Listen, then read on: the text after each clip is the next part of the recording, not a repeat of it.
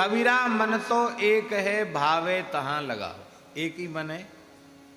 इस एक मन को अनेक स्थानों पर एक ही काल में लगा करके, थोड़ा कान में भी, थोड़ा इधर भी, थोड़ा उधर भी, इस काम में भी, उस काम में भी, इस तरह से अलग अलग स्थानों पर मन को लगाने से कहीं भी सत्य की प्राप्ति होने वाली नहीं। सत्य की प्राप्ति करनी है तो 16 आना, जहां मन लगाना चाहिए वहां मन को लगा दो। मन को कहां लगाना चाहिए? जहां से मन लौट के ना आवे वहां लगाना चाहिए। कोई ऐसी वस्तु, व्यक्ति, पदार्थ नहीं है जहां से मन लौटकर ना आता हो। संसार के विषयी पुरुषों की दृष्टि में स्वीकार किए जाने वाले उत्कृष्ट से उत्कृष्ट रूप, रसगंध, शब्द, स्पर्श की ओर मन जाता है, पर वहां अधिक काल तक ठहरता नहीं, वहां से लौट आता है। और जो स्थिति लौकिक विषयों की है वही लगभग वही स्थिति, लगभग हम क्यों कहें, वैसी ही स्थिति स्वर्गादि लोकों में प्राप्त होने वाले भोगों की है। कोई विशेषता नहीं है, क्योंकि भोगत्वेन सब भोग एक जैसे हैं। इतने से अनुभव कर लो स्वामी जी। हम लोग सुअर आदि के जो भोग हैं ना, उनको बड़ा घृणित मानते हैं। ए विष्ठा भोजी है, क्या मल खा रहा है।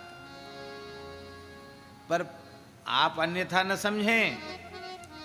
आपको लड्डू, पूड़ी, कचौड़ी, गुलाब जामुन, इमरती, रसगुल्ला, ये सब खाने में जितना स्वाद आता है, उससे कम स्वाद उस सूकर को विष्ठा खाने में, उससे कम स्वाद नहीं आता। स्वाद एक जैसा है।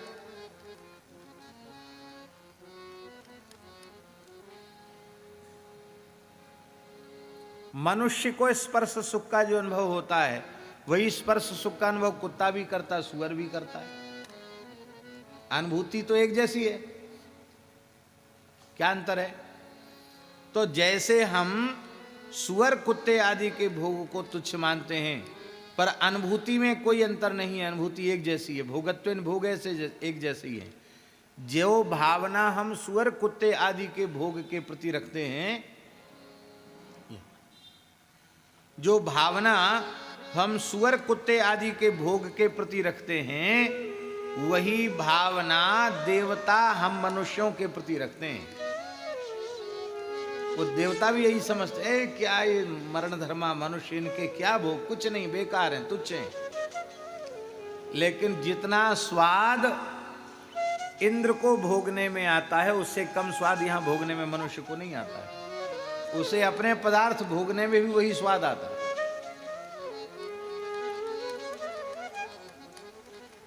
कोई अंतर नहीं, क्योंकि विषय ग्राहक इंद्रियां तो एक जैसी ही हैं, उनकी अनुभूति का प्रकार भी एक जैसा है। क्या अंतर है? कोई अंतर नहीं। हाँ, अपनी समझ का अंतर हो सकता है, और तो कोई अंतर नहीं है।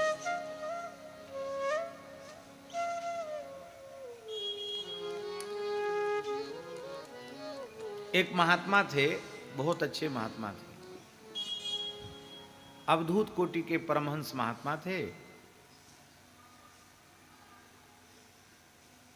अनेक लोगों ने उनसे लाभ लिया और वे महात्मा भगवत धाम चले गए।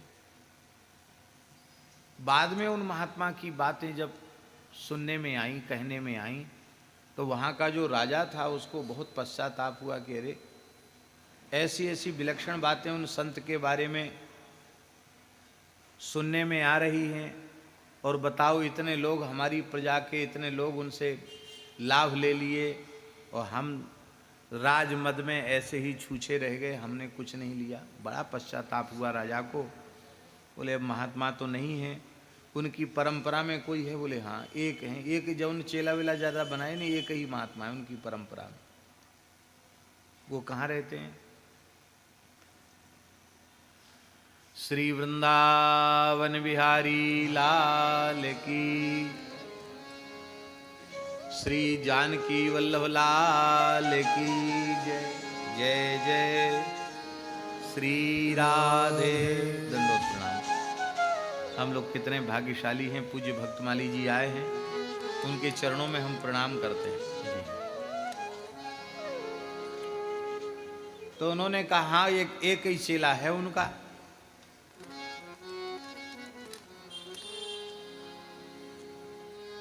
एक ही चेला है उनका, और वो भी गुरु जी के जैसे ही फक्कड़ है, परमहंस अवस्था में घूमते हैं, जंगलों में कहीं होंगे। तो कहा भाई उनको कहीं मिल जाए तो उनको आदर पूर्वक यहाँ दरबार में लाओ।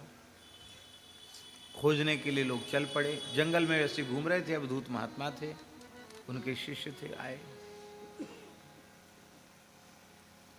तो आकर के राजमहल में प्रवेश हुआ उनका। राजा ने उनका बड़ा आदर किया, एक उच्च आसन बिछा के रखा था, कहा इस पर बैठ जाओ। वो नहीं बैठे उस पर, ऐसी फर्श बिछा था उसी पर बैठ गए वो। और बैठे भी तो विचित्र ढंग से बैठे। सर्दी का समय था, कंबल ओढ़े थे, और ऊपर से कंबल ओढ़े थे, नीचे कुछ नहीं था, कपड़ा, लंगोटी भी नहीं थी उनके। अवधूत महात्मा थे, लंगोटी की लंगोटी है तो है, नहीं है तो नहीं है। लंगोटी भी नहीं थी महाराज जी उनके। सर्दी थे, से कंबल ऊपर से ओढ़े थे, और उन्होंने टांग पसार लिया राजा की तरफ, दोनों पैर फैला दिए राजा की तरफ, ऐसे बैठ गए, ऐसे दीवार के सहारे टिक के ऐसे बैठ गए, टांग फैला दिए राजा की। राजा ने सोचा कि अरे हम तो सोचते थे बड़ा ऊंचा महात्मा है, इसको सभ्यता भी नहीं कि दरबार में कैसे बैठना चाहिए। जहाँ बैठने की जगह थी वहाँ तो बैठा नहीं, यहाँ बैठ गया।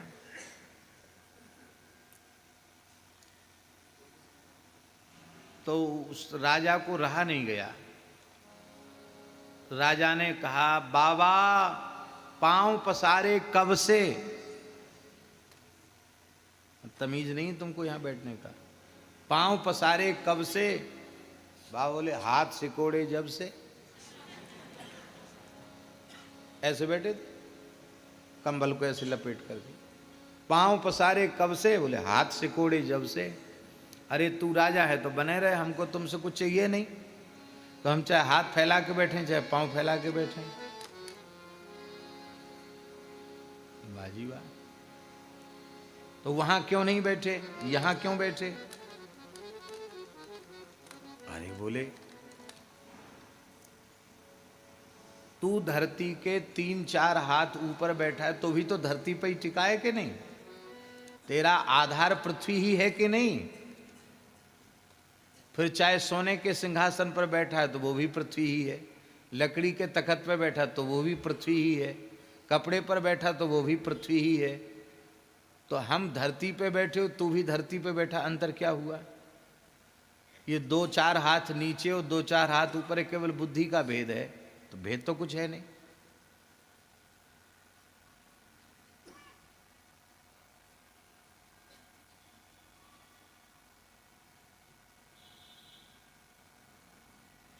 और ये चर्चा हो ही रही थी, तब तक उनकी कंबल में से एक कुतिया का पिल्ला निकला।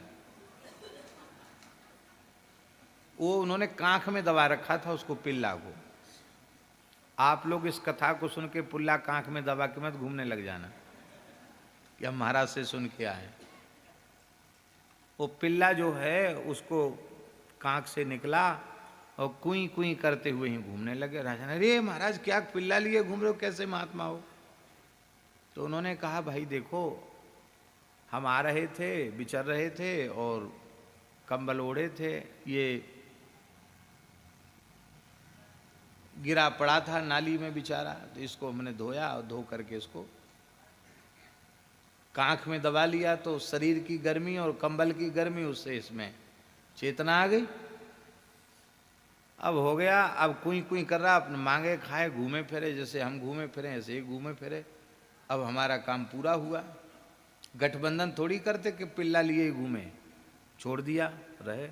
तो महाराज महल छोड़ने की जगह है। बोले भाई महल में और जंगल में और पिल्ले में और तुम में और हम में भेद ही क्या है? अरे महाराज हमको पिल्ला बता रहे हो? बोले हाँ। अरे भाई पंच ज्ञानेन्द्रीय कर्मेंद्रीय जैसे तुम्हारे शरीर में है ऐसे ही इसके शरीर में है। जो जीवात्मा तेरे भीतर है वही जीवात्मा इसके भीतर है और वही जीवात्मा मेरे भीतर है। तो भेद क्या हुआ भाई?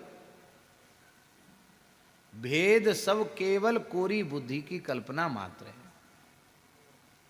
अब तो वो समझ गए कि जिस महात्मा को हम चाहते थे वो महात्मा तो वस्तुतः यही हैं। तब उन्होंने उन संत को प्रणाम किया, आदर किया और वे संत बड़े निष्प्रिय भाव से वहां से उठ करके चले गए। तो हमने ये जो घटना सुनाई, श्री वृंदावन बिहारी लाल की जय। पूज्य श्री चैतन्य कुटी वाले महाराज जी पधारे हैं। हम चैतन्य कुटी वाले महाराज जी को प्रणाम करते हैं। और इतना कष्ट काहे को ऊपर चढ़ाने का करो, कुर्सी पर बिठा दो महाराज जी को। जय सिया राम जय जय सिया राम, जय सिया राम जय जय सिया राम, जय सिया राम जय सिया राम, जय सिया राम जय जय सिया राम, जय सिया राम जय जय सिया राम, जय सिया राम जय राम जय जय सिया राम, जय जय सिया राम, जय जय सिया राम। पूज्य चैतन्य कुटी वाले महाराज जी के हाथ में ये जो दंड है ना, इस दंड को देख करके ठाकुर श्री विजय कृष्ण गोस्वामी जटिया बाबा भी एक छड़ी लेकर, उनकी छवि है, वैसी छवि अनुभव में आती है। जय जय श्री राधे।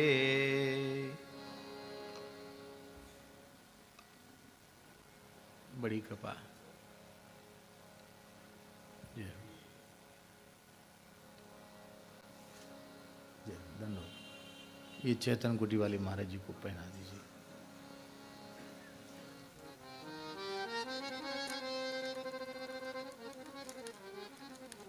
जय जय श्री राधे। तो दास यह निवेदन कर रहा है कि भोगत्वेन भोग सब एक जैसे हैं। उसमें क्या भेद है? उसमें तो कोई भेद नहीं है। मृदेव सत्यम, सब कुछ मिट्टी ही है।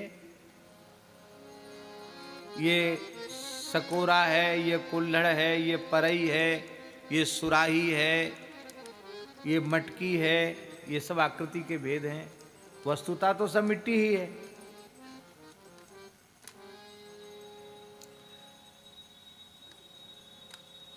इस प्रकार से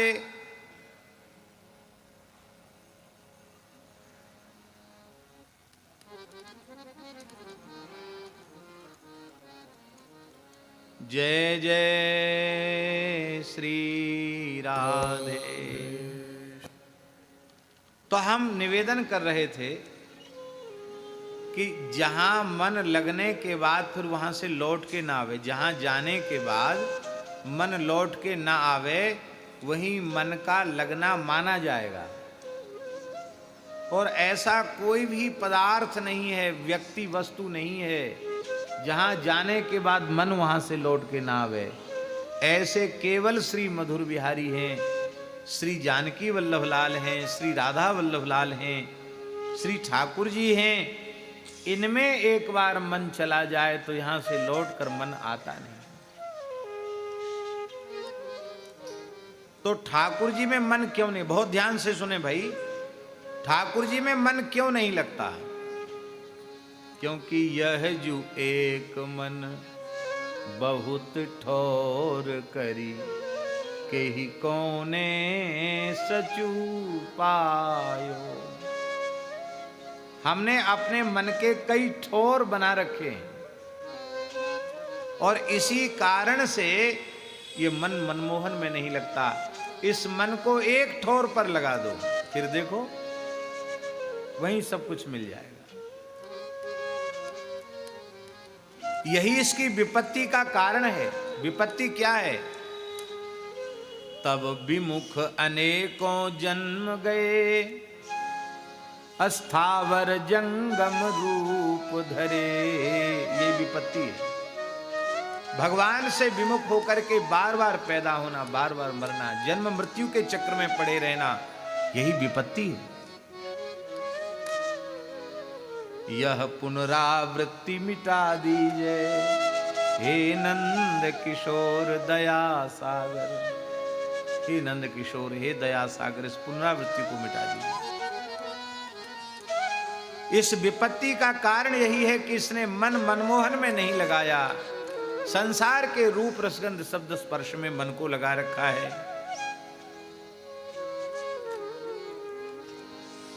जो सुख सागर, सुख निधान, आनंद घन है, आनंद सिंधु हैं, सुख की राशि हैं, उनमें मन को नहीं लगाया। जहां तहां विपत्ति जारी जुवती, ज्यों प्रगट पिंगला गायो। जनकपुर की पिंगला वेश्या अतिशय रूपवती थी। बड़े बड़े श्रीमंत लोग, बड़े बड़े रूप के निधान लोग उसके पास आया करते थे और वह एक दिन सुसज्जित होकर प्रतीक्षा ही करती रही कि अब अमुक आवेगा, ये पुरुष आ रहा है बन-ठन के, ये मुझे तृप्त करेगा, ये मुझे धन देगा, ये मुझे सुखी करेगा। लेकिन होते होते अंत में आना जाना बंद हो गया। तो उसने कहा, आशा ही परमम दुखम नैराश्यम परमम सुखम। अंत में फिर वो सुखपूर्वक सोई।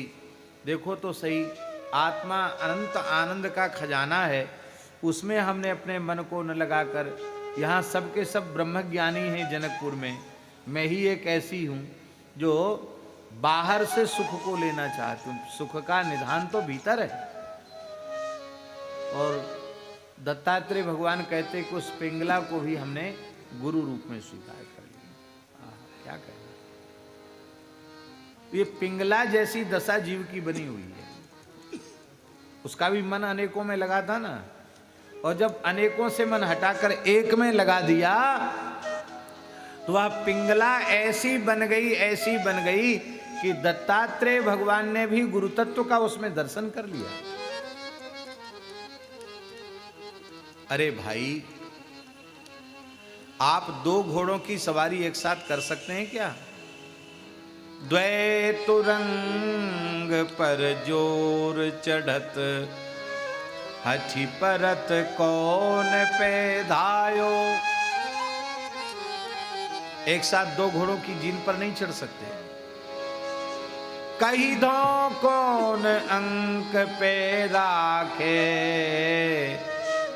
जो गनिका सुत जायो। गणिका के पुत्र को गोद कौन ले? जीव ने विषयों में, संसार में, भोगों में मन लगा करके, कंचन कामनी में मन को लगाकर अपनी अवस्था गणिका के पुत्र के जैसी बना रखी है। इसलिए यही तो समस्या है कि ये भी कर लेंगे, ये भी कर लेंगे और ये भी कर लेंगे। नहीं, सब छोड़ के एक जो करने योग्य है वही करेंगे, एक में ही मन को लगाएंगे। इसलिए जय श्री हित हरिवंश, प्रपंच वंच सब, काल ब्याल को खायो। ये सारा प्रपंच छोड़ दो, क्योंकि ये काल रूपी ब्याल का ग्रास बना हुआ है। मैंने तो समझ लिया, इसलिए सब प्रपंच त्याग करके यह जिय जानी श्याम श्यामा पद कमल संगी सिरुनायो। यह जिय जानी श्याम श्यामा पद कमल संगी सिरुनायो। यहां श्याम श्यामा पद कमल संगी, ये भक्तमाल का सिद्धांत है महाराज जी। श्याम श्यामा पद कमल नहीं, श्याम श्यामा पद कमल संगी। श्याम श्यामा के चरण कमलों में है अनुरक्ति, आसक्ति, प्रीति जिनकी, ऐसे महत्पुरुषों के चरणों में, संत सदगुरुदेव के चरणों में हमने अपने मन को लगा दिया, ये बयान कर अपना मस्तक उनके चरणों में झुका दिया।